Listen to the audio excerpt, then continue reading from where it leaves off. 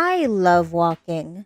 I'm one of those people that usually goes, "Ang lapit lang nun. Sige, lakarin na natin." And you'd end up walking for an hour or more.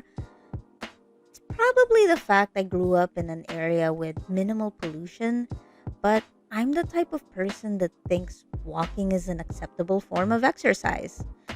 But I'm also the type to know when some things are just too far for my little legs to walk to.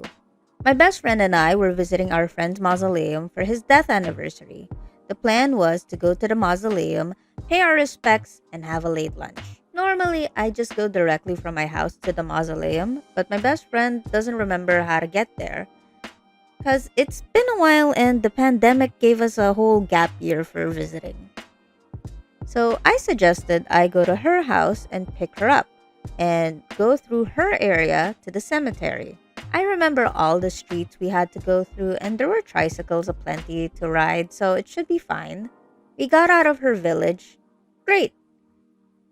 Kuya, papunta kami sa cemetery. Ay, di na kami dumadaan dun. Ay, ganun ba? Paano kami makakapunta dun? May terminal sa susunod na kanto. Okay, we just have to walk to the next street corner. How bad could it be? 30 minutes in, the sun is burning us alive. Kuya, nasaan yung terminal? Ah, sa susunod na kanto lang yun. Malapit na ba? Oo, lalakarin nyo na lang yan.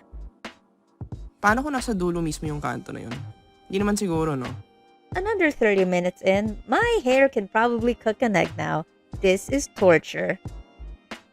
Malapit na po yung terminal dito. Oh, dun lang yun. We ended up walking for almost 2 hours and I ended up chugging a big bottle of water. Ang inang kanto na yan.